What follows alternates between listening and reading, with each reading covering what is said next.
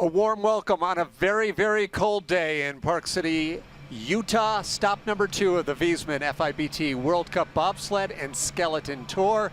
This is the men's skeleton competition coming up from Utah Olympic Park. Hello once again, everyone. I'm Tim Singer, pleased to be joined by 2001 World Cup skeleton champion Lincoln DeWitt. We have the women's competition coming up following the men, but earlier it was the first heat of men's skeleton, and this is American Matt Antoine in a big, big race for third place right now. It's really tight between third place and 7th place. Is only 7/100ths of a second separating all of those athletes. So second run is going to be very, very important. We could see some position changes. The Wisconsin native coming back from an injury in 2012, looking for his first World Cup medal in a couple of seasons. It has been 2 men dominating this sport since the 2010 Olympics. This is one of them, the Russian rocket, Alexander Trechikov. Trechikov dominating with the starts, and his driving is really not as bad as some people think. He's just a push athlete, but he's really developed into a strong driver all the way down the track. Just not quite in the same class as Martin Dukurs. Martin's Dukurs of Latvia, the class of the field every week, and perhaps the most sure thing for a gold medal at the Olympic Games when every sport's predictions come out. Solid starts. I think he was the second fastest start today, and he's just the best driver in the field these days. Martin Dukurs has won 17 of the last 19 international races. He has just been impressive from top to bottom. All of that with a fairly low-key demeanor down at the bottom. Just takes it in stride. Another week, another victory. He still has some work to do here, but a 0.2 of a second lead over Trechikov is pretty safe in this sport. As you see, that race from 3rd to 7th or 8th place is very tight. Yeah, it's all up for grabs there from 3rd through 7th. And even Trechikov can be a little bit inconsistent here. So he could slip back towards where Antoine is in 3rd spot. 3 Canadians and 3 Americans among the top 20. Very, very cold day, as I mentioned. The temperature was 11 degrees below zero when we woke up today, as they will race in reverse order here from 20th to 1st. Dukurs going last. It has warmed up to just above zero, but that guy over on the right is obviously not dealing with the ice too well. Not wearing the right shoes for the conditions, I guess. As long as the kids stay upright, it'll all be good. Only about 8 countries in the world have bobsled, luge, and skeleton tracks, but there are a lot more nations that take part. And Ireland has been one that's been involved in skeleton for several years now. Sean Greenwood of Ireland will be the first competitor in 20th place after the first run with a time of 49.60. You remember Clifton Rodelsley. You know, he was never one of the best in the world, but that 2002 Olympic performance was amazing. That was definitely his best performance by a long shot ever here on this track. Sean's starts are not real strong, and starts are very important on this track. So that's why he is in 20th and not a little further up the standings after the first run.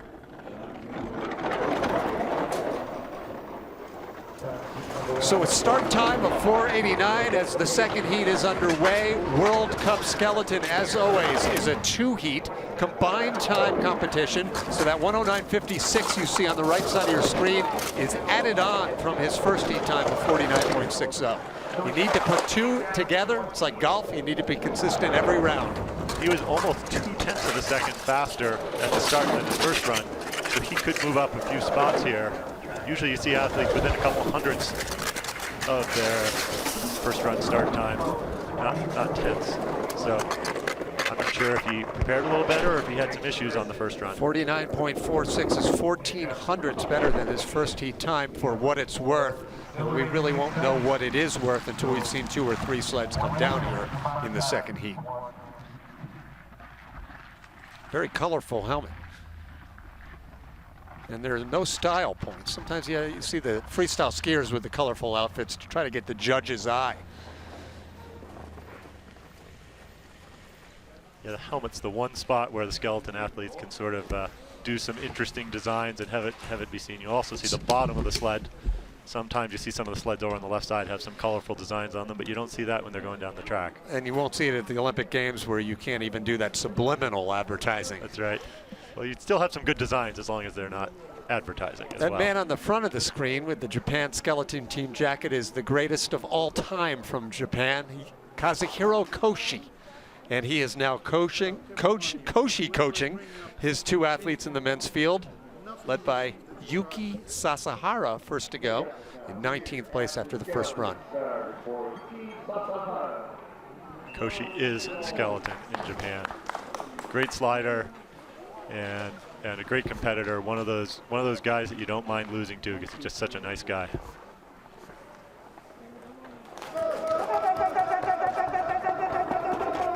The women's race to follow after this men's competition. American Noel Pikus-Pace leading the way in that women's competition. But here with the fastest start time so far in the early going, Sasahara of Japan.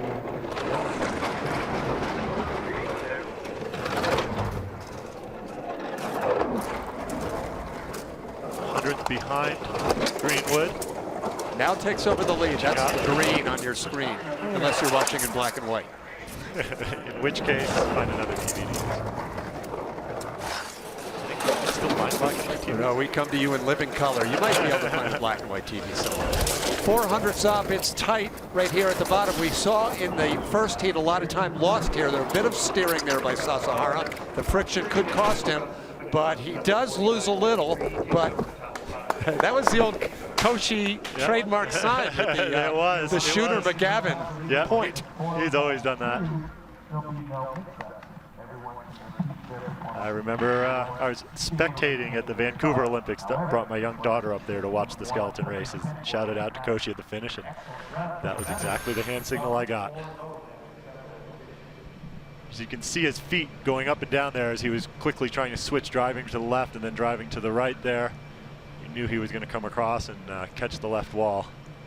A little left toe coming off of turn 14 into the low point to try and keep from skidding there. While bobsled has been part of the Winter Olympic Games since 1924 and luge since 1964, skeleton is relatively new, and it was right here at Utah Olympic Park where this sport debuted, or returned, if you will, for the 2002 Olympic Games, won by American Jim Shea. This is Canadian Dave Greshizin, 18th place after run number 1. We should qualify that the sport of Cresta, a very close relative to skeleton, was competed in the San Moritz Olympics in 1928 and 1948. It used to be that all three of the sliding sports, bobsled, skeleton, luge, had their own tracks. So in the early part of the 1900s, the Olympics were held in a place that had the tracks they had. Countries just didn't want to erect $56 million structures for 3 different sports, you're saying?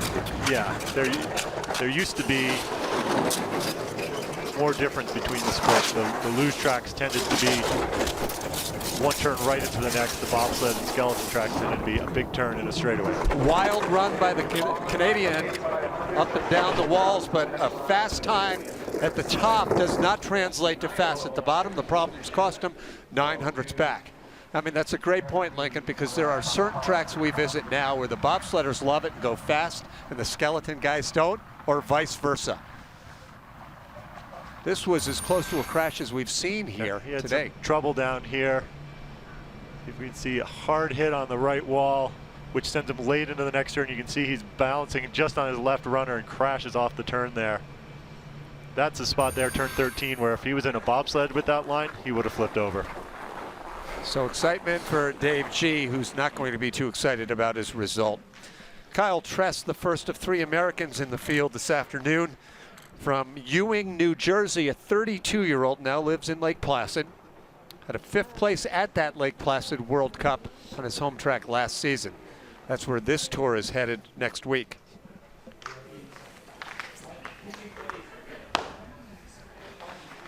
Here we go. There's a tight group of guys, probably about 7 or 8 athletes within a 1/10 of a second of him coming after him. So if he can improve on his first run a little bit, he could move up in the standings. Tress had a start time of 4:89 in the first heat, and that was really where he lost his time. It wasn't bad the rest of the way down. See if he can improve on that 4:89. He does by 100th of a second.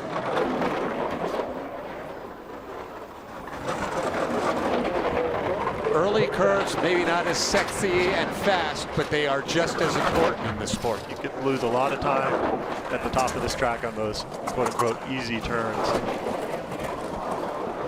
Fairly clean run so far for Tress. See him making a few minor adjustments here and there.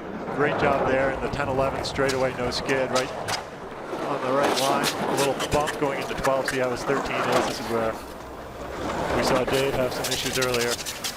His 2400's up about the time of that tap. We will see in this uphill section to the finish whether he loses any of that 24. No, he extends. So not bad at 78.6 miles an hour down at the low port of the track. Kyle Tress with the early lead here in Park City. With that run, he's got a good shot at moving up at least a couple of spots this second heat.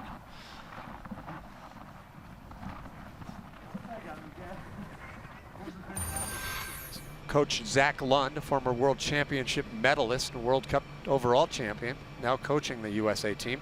Yeah, that Kyle was there hit. That was probably his biggest mistake that run. He was a little high on the exit of 11, so he crashed across into the left wall before 12. Did a good job recovering though, and was clean to the next couple of turns. So he managed to keep that mistake from costing him more time. American John Daly was an All-American Division III college decathlete back in 2007, competing for Plattsburgh State University. The 28-year-old from Smithtown, New York, is in 17th or 16th place rather after the first run here.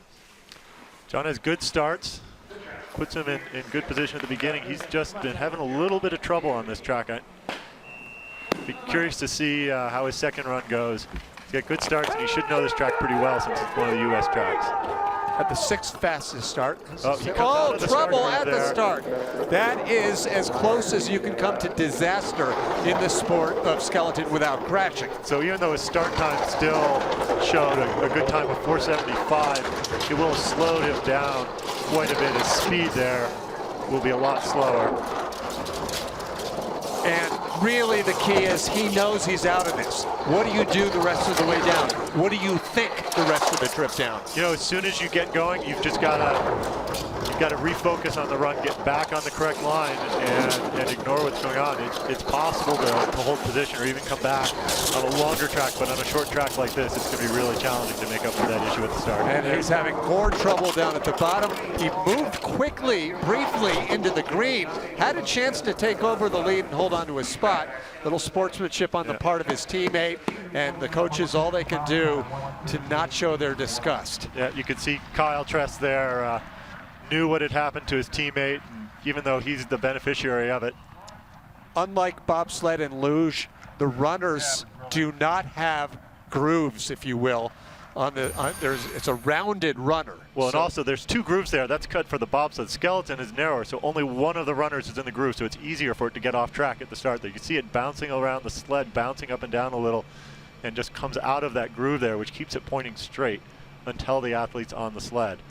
John does a good job of keeping off the walls there, and here's where he had his second set of problems at low point. 2 hits and a couple of skids. Before an uphill part of the track. Right before the uphill section of the track. An inauspicious season start for the American, who last year got disqualified in the opening World Cup race because he did not have his bib on. So the Americans sit 1-2, but plenty of action still ahead. And next up, Raphael Meyer of the once proud Austrian program. A nation that's trying to regain its traction on the ice in this sport. They've got a couple of good young 20-year-olds on their team. Look for them in a couple more years, especially with Martin Rettel coaching them. Start time of 4:89, the 4th fastest for Meyer. Based on what we just saw from the Americans, it's going to be tough to tell whether he can hold on to his spot. Kyle Tress looked pretty decent. So far, this is a pretty clean run by Meyer. Clean at 7. 100th up. A little early going into 11. See how that affects his exit there. A little bit of a hit as a result there. Still in the green, and 300's up. Will stay really close. It's going to be really close. Tress was fairly strong down here, but a good line for the Austrian. As he crosses the finish line, he's in first place, the early lead with 15 to come.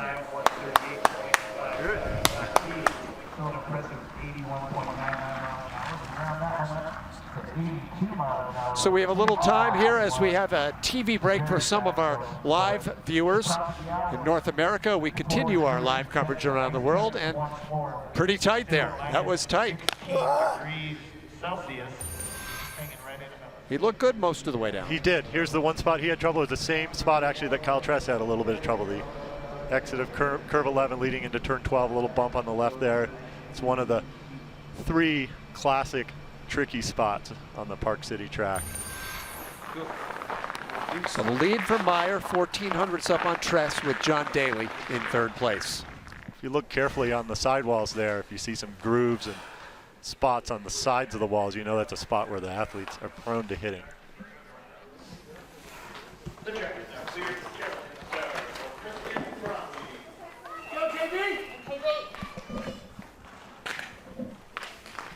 Go, Kristen. Kristen Bromley, the first of 2 consecutive from Great Britain now, the former world champion and World Cup champion, in a tie for 15th. Kristen's trying to make his 4th Olympics in a row. Bromley with a start time of 4:86.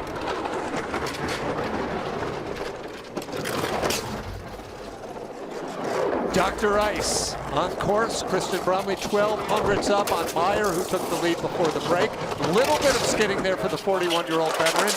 And Lincoln, he would be the only athlete, if I'm not mistaken, that would be in all 4 Olympic Games since they've staged it, if he qualifies. Sure, that's true. He may be the only one who's been in all 3 so far on the men's side. Gregor. No, not Gregor. That's right. So Bromley falls behind. I'm going to think about that because I'm going to correct you. 49.67. Really a disappointing start of the season for Kristen Bromley. Falling back 3 spots. The veteran from Sheffield. He has made it known this will be his final season on the international scene. But so instrumental, not just with successful sliding. Getting really high in curve 7 and his legs kicking out there as he went in and went up much higher and much closer to the roof there, the turn, than he wanted to be. Bromley's also been a leader, a coach, a sled builder. He's just been one of the big names in the 21st century in the sport of skeleton. He and his brother make some of the best sleds in the business. Keeping with the British theme, it was a great World Cup opener last week in Calgary for Dom Parsons, the 26-year-old originally from London, now lives in the city of Bath. Really disappointing here in run number 1 with a 13th place. We were expecting, if not a repeat of last week, at least a top 5 or 6, and he was as well. He told me he felt very comfortable on this track. Well, the 2 Brits were tied after the first run and doing it completely opposite ways. Dom doing it with a good start and not such good driving, and Kristen doing it with a mediocre start and great driving. Parsons' start time the best so far of 4.7. He gave it all away here in the early going in the first run on the first few curves. Much better this time. Better at the start, not perfect, but a little better at the top here. Here comes turn 6, pretty critical point in the track. Solid job with turn 6 and into 7, a little better than Bromley even driving there. 3/10 up now. It's really good form down the center of the track.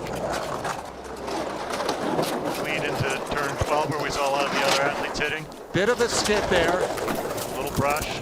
Seed may set up for a tough time at the low point. And now he makes his way to the uphill finish. Dominic Parsons will take over the lead. 14 sleds remain. How long will he hold on to that spot?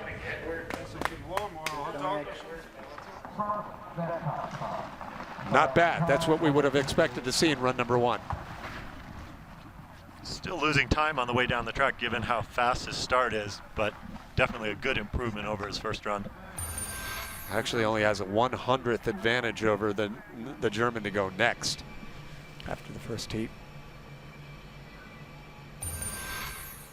Well, it's even when the result isn't quite what you wanted it to be, if you have a good second heat, you're pretty pleased. You at least walk away from the city to the next town in a better frame of mind. Always feels good to move up the results rather than down the results in the second heat. Alexander Gassner, the first of 3 Germans, coming up in just a moment.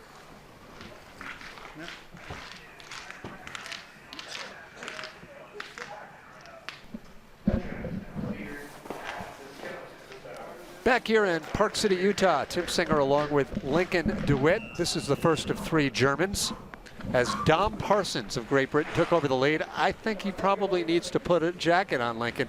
He may hold that spot for a little bit, and it's balmy 2 degrees above zero right now. He doesn't have to worry about going again.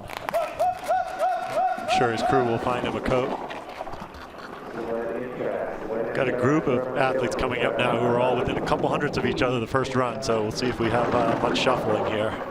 For those of you who did not join us for the coverage of the opening heat, we talked at length about the stringent German Olympic qualifying standards. These athletes must have 2 top 3 finishes during the first 6 races to qualify for the Olympics. If not, Germany doesn't mind. They'll just take 1, they'll take none. It's medals or nothing for this sliding rich nation. There's much stricter requirements than any of the other nations have. 0.2 of a second in back of Dom Parsons, 81.6 miles an hour at the midway point. Uphill to the finish, pretty clean, but not with the good speed. So there's one that Parsons has picked up, and he's putting on the jacket. Jens Mueller, the German coach, he knows the pressure that's put on these guys to qualify for the Olympics. He's a 2-time Olympic medalist himself in the sport of luge. Gassner actually falls back 2 positions.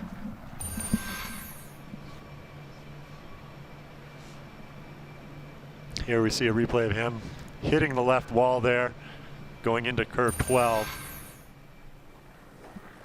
Still ahead, Martins Dukurs, Alexander Trechikov, American Matt Antoine, the top 3 after the first run of competition, but we are midway through this heat with Dom Parsons leading the way.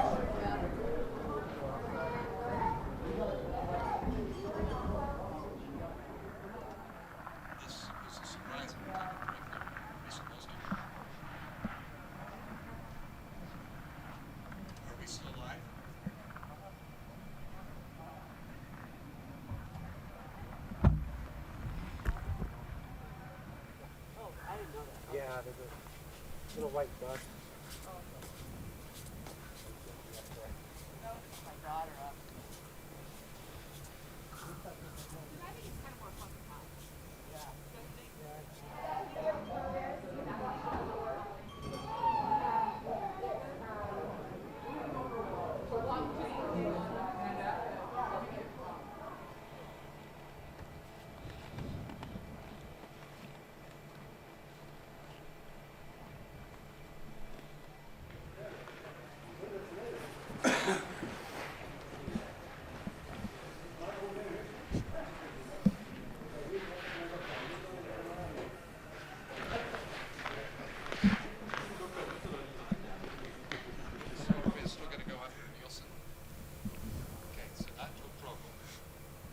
Okay.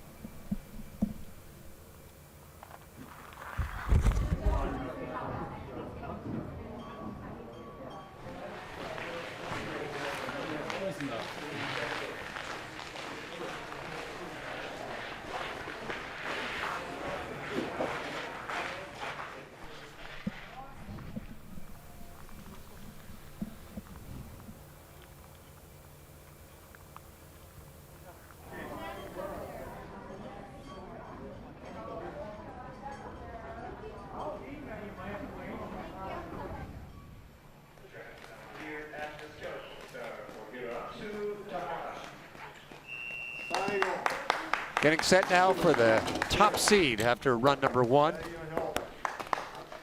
Hiroyotsu Takahashi, 10th place, in a tie for 10th place as World Cup action continues from Park City, Utah.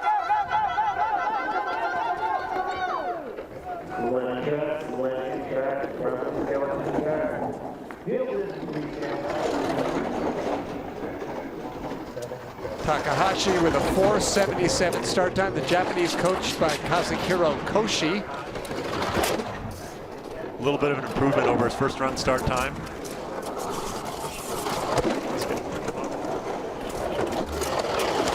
Dom Parsons of Great Britain with the lead down at the bottom, but Takahashi with a good middle part of the track here has opened up a bit of a lead. Some trouble now, though, Lincoln DeWitt. Trouble going into 11, but he corrected it in the curve and came out actually a little better than Parsons there. See how the low point of this is going to decide it. Just 0.02 of a second now at that last split. A bit of maneuvering. Will that cause him some friction? This will be tight. Yes, 0.02 of a second. He hangs on as Kazuhiro Koshi, the coach of the Japanese team, shows his elation. He had a little bit of trouble at the low point, but he kept it from breaking into a big skid. He made a couple little toe taps there to keep it from breaking into a skid, and that helped him keep that slightly 0.02 of a second, which I think about doubled his lead he had over Parsons after the first run. That's 100 turns into 200. Great look at the eyes, the focus. You got to keep that head low, but not touching the ground. See his toes doing a little bit of touching, trying to keep the sled from breaking into a skid. Here at low point again, the same thing. So he did a good job keeping it from a skid, but the fact that he had to do that is one of those things that's separating him from the guys who are in the top 5. After a relatively warm opening weekend in Calgary last week, winter has officially hit the winter sports scene as the temperature is just above 0. Credit to all of the track volunteers, the officials, these athletes, our television crew braving it, and especially these athletes in those thin speed suits.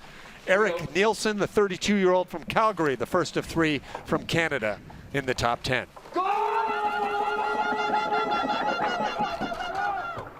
And a start time for Nielsen of 4:76, third fastest, and a correction. We've already seen Dave Grisichen from Canada took part a little earlier here in the run.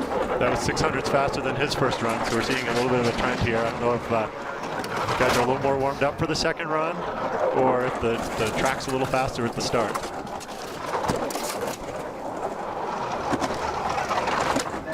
Nielsen, whom I believe is still yet to win a World Cup medal, had a breakout performance last year at the World Championship, the biggest event of the year in the non-Olympic season. He had a 4th place finish in San Moritz, Switzerland last season. He's close to Takahashi, but he's staying just a few hundredths behind. Good run through the low point, though. 77.7 miles an hour and 1,500ths back. So in just the last few curves, he fell back about 2 positions. All told, 3 spots, currently in 4th place.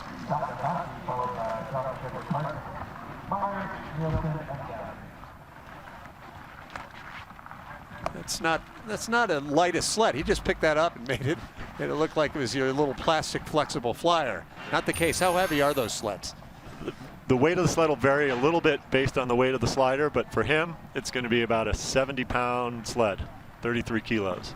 Gravity sport, there is a standard minimum and maximum weight that the athletes must adhere to. They're getting weighed right now at the bottom. So we get set now for our top 9 competitors, counting them down 9-1 in run number 1. Martins Dukurs will be the last to go, but next up from Austria, Matthias Guggenberger. Great family tradition for this skeleton slider. His dad was on the World Cup tour in the 90s and early 2000s, Mario. What's this on the back of his bib there? I don't know, it looks like something that's stuck on there. Hopefully someone will grab it. Nope, they didn't grab it. You know, that could be more serious than we think. Sometimes there are rules about any foreign object. So I can't imagine that's an aerodynamic aid, so. But nor was the tape that disqualified Noel Piker's pace last week. Correct. So. I think crazier things have happened. And we have seen little pieces of tape or clothing fall off of a sled and seen athletes get disqualified. Yeah, you don't want to have stuff coming off your sled and laying in the track to bother other athletes or for other athletes to try and drive over. He's having a good run here. I remember when there were some World Cup races in Austria, and he was a little boy out on a little tiny sled when his dad was competing. Unlike the U.S. in this sport, they start young in Austria and Germany and Switzerland, where they're on those tracks elementary school. 5th place, not a great down time, 1:38.60. That's Martin Rettel right there, the coach applauding. Rettel won a silver medal on this track at the 2002 Olympic Games in a very different kind of condition. It was night, it was warm, it was snowing. It was. This is a much better condition as far as having it be a fair competition. Yeah, or at least just close track conditions for everybody. The track condition always is going to vary within a race, but when it's snowing, it's going to vary more. Here's a look at whatever is stuck to the back of his And Rettel jersey. tried to grab this at the last minute. He steps in. One of the officials is pointing at it, or one of the other coaches, and Rettel is about to reach and grab it. We'll check this out because we're holding out an outside chance that could affect him. I mean, hopefully you don't want to see a guy that's just fighting to be in the top 10 or 12 get disqualified. Alexander Krokel of Germany now set to go 8th place after run number 1. His goal, top 6. As I mentioned, the Germans need 2 top 3s or 3 top 6 performances to make the Olympic team. He's got to move up a couple spots, including over his teammate, veteran Frank Rommel. But there's not a lot of time once we get into these top 8 guys. There's not a lot of time between all of them. He's only 600ths off of 6th place. The 18 on his bib signifies his start order in the first run. And coincidentally, it is also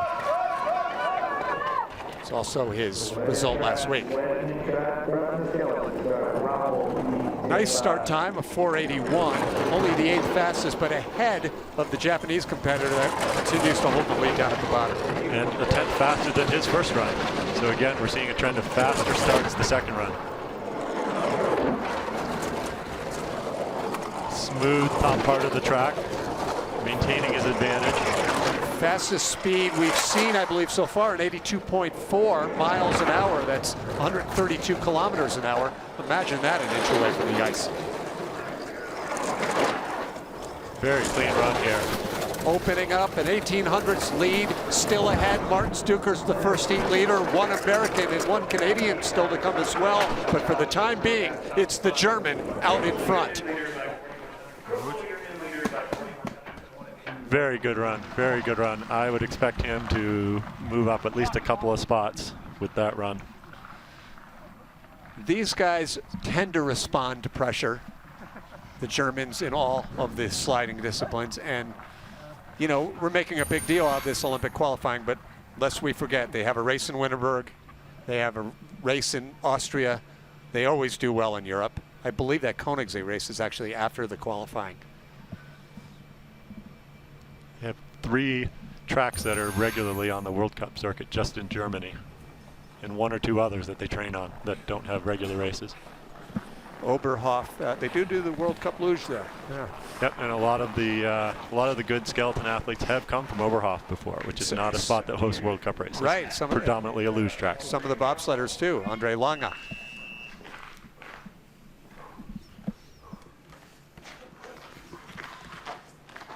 Tim Singer and Lincoln DeWitt back here for our top 7. Men's skeleton competitors still ahead. The women's competition with American Noelle Pikus-Pace leading the way. But this is one of the more popular athletes on the skeleton tour. Germany's Frank Rommel, 7th place after the first heat. Solid run for Frank on this track. He's going to have to really have a clean run this second heat to catch his countrymen. 29 years old, from Eisenach, that's the eastern portion of Germany, where that tough Altenburg World Cup track is situated, one of the hardest in the world. 200s up at the latest split. It's one Deutschland skeleton athlete against another. Still 200s. Very, very even race. That's one great part about this track. Ooh, a little trouble there going into turn 12. We'll see if that cost him that couple hundreds. So far, it hasn't cost him. He can open it up. He's the male version of his teammate, Marion Thies. 48.90, 11 hundredths up. That was a great bottom part of the track. And we've come to expect good speed at the bottom for Rommel. So this track is tight. Those splits are tight. You may remember at the 2002 Olympics when it was Jim Shea against Martin Rettel, and Shea kept holding a 1/100th of a second deficiency or advantage for about 4 splits in a row. That's how tight it is. It's amazing how you'll see these athletes come down run after run and be within hundredths of a second of each other. By the way, if you're keeping track at home, in that very same Olympics, Lincoln DeWitt finished in 5th place. Good speed. Yeah, top speed there, and that was reflected in the gains he made at the bottom of the track. You see the scoreboard there. The athletes see that time clock coming up, so they're already happy or upset before they come to a stop, because they can see on that board exactly where their position is as they come up the outrun. 29-year-old John Fairbairn, originally from London, Ontario, now makes his home in Calgary. Had a top 10 finish last week in the World Cup opener, and a bigger note, also had a top 10 finish at the World Cup finale last year on the Olympic track in Sochi.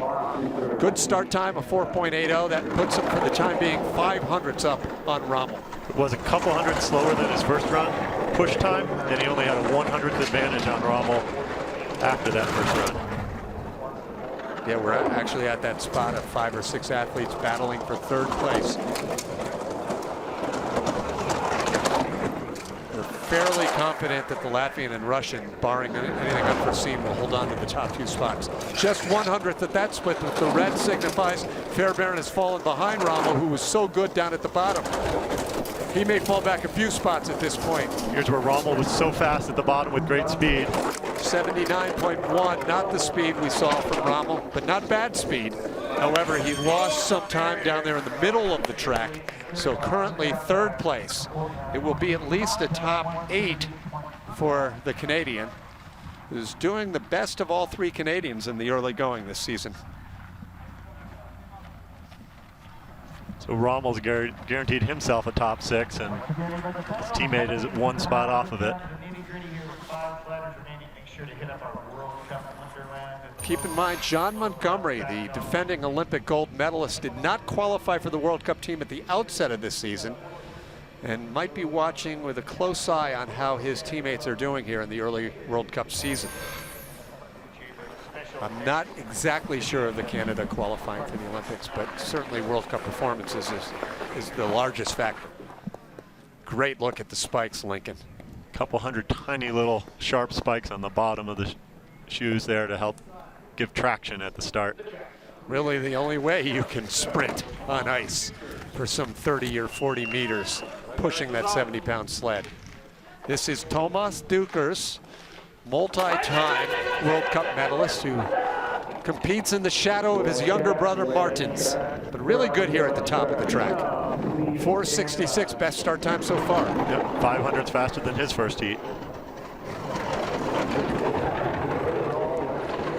Good line into turn 4 there. And 5, solid run at the top.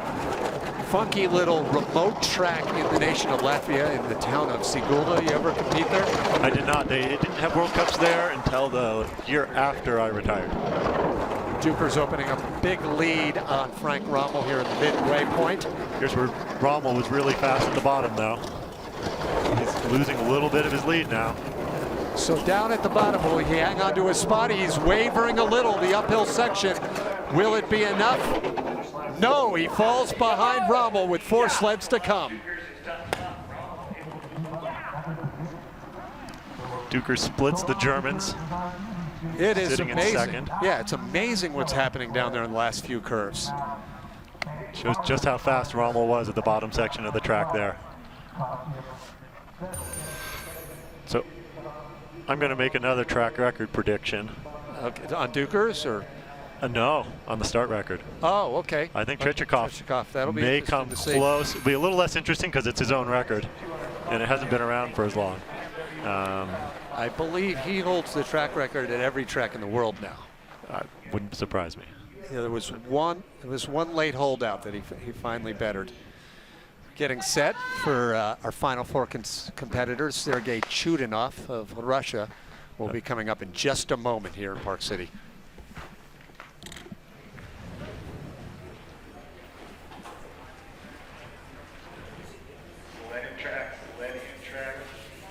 Back here in Park City, that's Germany's Frank Rommel, hoping for a top 3 and one step closer to qualifying for the Olympic team, but he has 4 still to come. This is Sergei Chudanov of Russia. We have 1 Russian, 1 American, another Russian, and then a Latvian to close things up here in run number 2. Good starts usually from Chudanov. 467 and 400s faster than his first run. He also was here a couple weeks ago doing some training in some North America's Cup races. He's got a little bit of extra runs on this track this year. The Russians now have 2 tracks of their own. Aside from the track in Sochi for the upcoming Olympic Games, they have one they built in Moscow. It's held 1 World Cup luge race, and that's it. FIBT yet to race in the capital city. Big lead, big advantage right now for Chudanov, but this is where the German Rommel was fast. Some issues here. He had enough of the lead though. 2300s was that lead, and it's cut in half, but he had enough in the bank. So Rommel will have a top 5 finish, his best so far in this young season. Chudanov with at least a top 4. Chudanov had a great start and a really solid top and middle of the track. Just had a couple little issues at the bottom where Rommel was so fast. The top 3 sliders, the fastest 3 in heat number 1. Very, very cold day, just so tough here at the start. You come outdoors at the last minute, you try to stay warm, and then you have to push this heavy sled. Keep a couple layers of clothes on right up until the last second before it's your time to go. At least they're not like the macho NFL guys that would be doing this in short sleeve shirts, right? Matt Antoine, coming off of knee surgery in the summer of 2012, competed all of last year, but by his own admission, did so at no more than 80%. He has won World Cup medals in the past, and now the 28-year-old from Prairie du Chien, Wisconsin, is in position to do it again for the first time in a couple of years.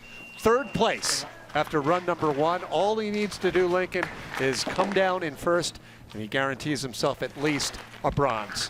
Let's look for a mid-470s push from Matt here.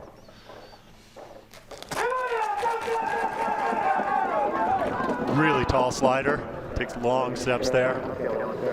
A start time of 4:72, 4th fastest. We don't expect the fastest, we expect him to be close, and he was. Nope, that was a good start for Matt. A little early, a little bump there on 2, but he corrected it before 4, or on 3, corrected it before 4. Antoine became interested in the sport when he watched the 2002 Olympics, won by an American. 100th up at the last split. Will it stay green? Will that split increase? Yes, it does. Now 400. Good form, really good form.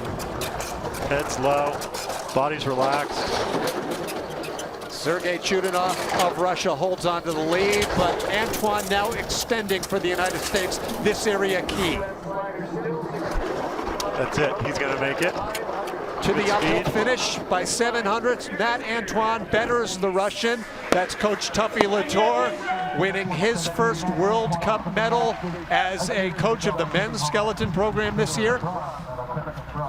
Great run by Matt. 2 great runs by Matt. Is he all the way back from that injury? I don't think so. I think he's feeling healthy, but still maybe has a little fitness to gain, but he's still got a couple months before the Olympics, and this is a good start for him on trying to make that Olympic team. Great form. The one-handed, we see right-handed, it's a sport just like pitchers in baseball. You have your right-handed one-hand starters and your left-handed one-hand starters, and this is really where he was solid. There he is at the low point. Nice clean run through there, really good speeds. No one within a half a kilometer of Rommel, who was sensational down there. Okay, the American with the lead, Lincoln. We've got 2 left. These are the 2 clearly best in the world now, Trechikov and Dukurs. Trechikov will have the fastest start Yeah, of anyone here, and we may see a track record here. You were intimating possible start record. But then the question will be, can he hold it through the middle of the track? He often has some trouble in the middle of this track and gives away that start advantage. 4:49, he betters it by 100th. Another year, another track, another start record for the Russian Rocket. Well, it's his record, but it was 6 or 7 years old. So let's see now if he can maintain that advantage or if he gives it away here. It was 2/10. Little issue here. Better than a half second. A little late going into turn 6. Gonna have to drive a little more than he'd like to through there. A little skid there. He's lost back a 1/10 of a second. We've seen a lot of time bleed away at the bottom. Perhaps not this much. Not this much. Yeah. 3/10. He's lost 2/10 now, but it will be enough to hold on to his spot, but it could be in the single digits. Could be very close. 78.5 miles an hour. Speed's not bad. He will hold on, but he lost 4/10 to the American Antoine Down in the second half of that course. Yep. And really, the key point there is whatever pressure he wanted to put on Dukurs, the Latvian to follow, may have escaped him. Yeah, there's no pressure on Dukurs now. Antoine had a better run than Tretyakov did that second run. It was just he had enough of a lead from the first heat to barely let him hold that position.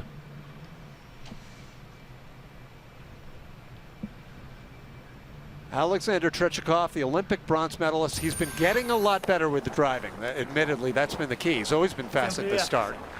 And still certainly one of the favorites at the Olympic Games. But no one is going to be the favorite over this man, 29-year-old Martins Dukurs of Latvia, who has dominated this sport unlike any winter athlete has dominated any sport since the last Olympics. The 4-time defending World Cup champion, now going for his second consecutive victory to open up this season. And Lincoln, his victories over the last couple of years haven't even been close. No, it's been dominating, and it's really impressive the variety of tracks he wins on. You know, most athletes will have tracks that they do well on consistently and tracks that they have a little harder time on. And with him, week in, week out, he's just good on every track, whether it's a subtle track, a slow track, a fast track. 4:59, the second fastest start, bettering his start time from the first run by 200ths of a second. And it doesn't hurt that he's got one of the top starts every week also. The 700s up here, but you're going to see this extend unless there's some mistake. A little mistake there. Mistake. Yep, a little mistake in 7, which caused him a little mistake in 8. Is he human? 900s up. He certainly has the ability to keep it clean. And a little hit there. He's trying to let it run, but he may be letting it run a little too much. Dead heat to the 100th of a second down here in the bottom portion. He's going to pull it off. Will it be an unlikely win for the Russian? It is. Wow. As Dukurs inexplicably makes a mistake after that build-up by me. He falls back 1200ths, and me too. Maybe Dukurs is better when there's pressure on, but I didn't think that Tretyakov would have a chance. I thought it would be an easy win by Dukurs after that first heat, and Tretyakov troubles on the second run. So that was a surprise. We saw that start time. And we saw only 7 right here in turn 7. See how high and close he got to the roof there? That caused a little skid right there coming out. Oh, that is really uncharacteristic. Coming out of 10 here, he got it back together, so he's still doing well there, but that issue. And sportsmanship amongst the two Europeans. A mini surprise as the Russian outduels the Latvian for the victory here in Park City.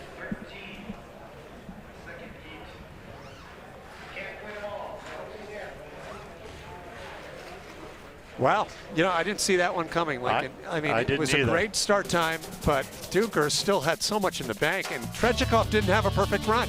No, Tretyakov had 0.2 of a second disadvantage and did not have a great run. So Dukurs, that shows how bad that skid was that Dukurs had in the middle there. That was right leading into what's called the labyrinth section here, and it's one of the flatter, long sections of the track, right in the middle. So that was a big surprise. 0.2 of a second lead going into the second heat is usually pretty safe cushion on this track. All smiles for Tretyakov. You know, there were so many years that he was putting down the fastest starts, but really had nothing to show for it afterwards. It was almost painful to watch.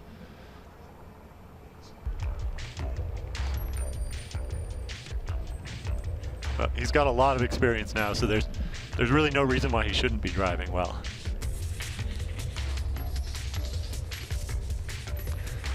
Back here at Park City, Utah,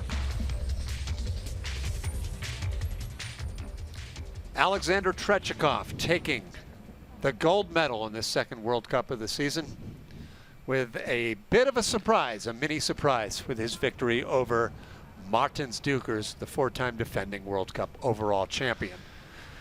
Whether one wins or the other, Lincoln DeWitt, there's no question about these two being the class of the field, really dating back a couple of years now, especially since Trechikov has gotten his driving in gear. Yeah, both those guys are consistently 1 and 2 on a lot of different tracks. You'll see other athletes who are really good on individual tracks occasionally get in close to them and occasionally beat one of them. But consistently, week in, week out, those two are the most consistent by far. Still ahead, we have women's skeleton. Will we see the same kind of excitement and we may. lead change here? We were thinking that after Noelle's dominance in the first run that she was pretty much a lock, but I would have thought even more so of Dukurs. Absolutely. That was a shock. It's fun to see some unpredictability on the Park City track. It's not the most straightforward, such as, say, Eagles, but it is short, and sometimes you don't see, big leads disappearing like that. No, that was unusual. That was fun to watch. If you told me before the race that Dukurs was going to lose, I would have been a little surprised. If you told me after the first heat when he had that 2/10 lead, I would have thought, no way. Still ahead, we have the flower presentation, interviews from the winners here in Park City, Utah.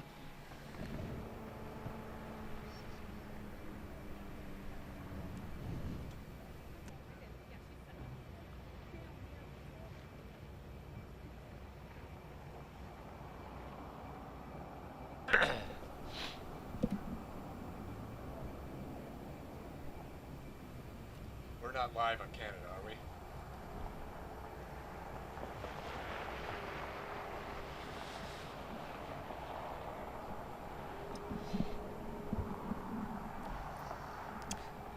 Back here in Park City, Utah, those are the updated World Cup standings. The reason you have a tie on the top, Trechikov and Dukurs have been the winners of the first two races, but the third place finisher today also moves into a tie for that spot in the World Cup standings. Dom Parsons of Great Britain remains in the top 5, while the Germans continue to struggle a little bit in their efforts to make the Olympic team. All of the top 20 include John Daly and Kyle Tress. Canadian Dave G sitting in 14th place. Early in the season on the 8-race World Cup Tour.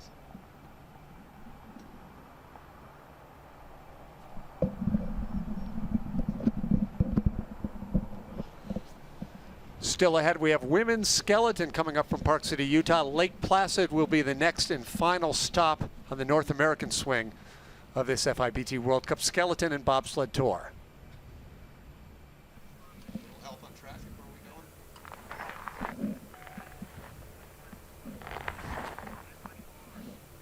There's a look at your top 3. We'll say so long to some of the networks down the line, but we will be back with interviews coming up in just a moment here in Park City, Utah. The winner, Alexander Trechikov of Russia, the Russian rocket rockets to a gold medal.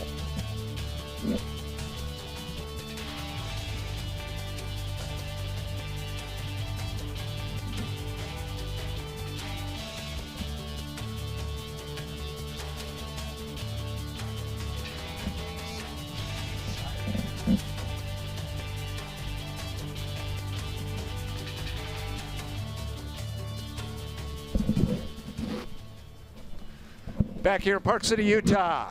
Russia, Latvia, and the United States, the top 3 at the second World Cup. John, it's expected among the top 2, but maybe a little bit of a surprise with that result. John Morgan? Hey, Matt Antoine, your second World Cup medal and your first ever in the United States. Did you feel good about both runs? Yeah, there's definitely a few things I can clean up, but it feels great to be competing at a top level again after last year. And I'm only building, so hopefully from here on out it gets even better. Congratulations. Good time to do it. Martins, second run, it started coming apart a little bit. Were you pressing or you just got offline? I did mistake, and unfortunately this was my worst run in this week, and unfortunately in the race, and of course it was rude mistake from my side, and it cost a lot of time, and I'm happy that I'm still second. Second place, you're always on the podium, and now, Alexander, you've won here on this track before? Ты до этого выиграл на этой трассе? Да, очень давно Кубки мира выигрывал, да, было дело. Yes, I won. It was a long time ago on the World Cup. Yeah, I did it. Was he surprised with Martin's run? Ты был удивлен, как проехал Мартинс? Ну да, не ожидал маленько. Yeah, it was so unexpected. Well, congratulations on the gold medal. Thank you. All right, thanks very much, John. So Lincoln DeWitt, there's a look at the top three. A track record for Martin Dukurs, but proof that you need to put two together.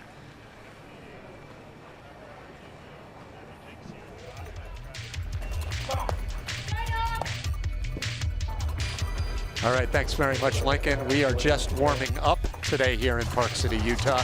Still ahead on this very chilly day in the Wasatch Mountains, we have bobsled, women's bobsled, two-man bobsled, but coming up next, it's the women's skeleton competition. The North Americans sitting in the medal positions heading into run number 2.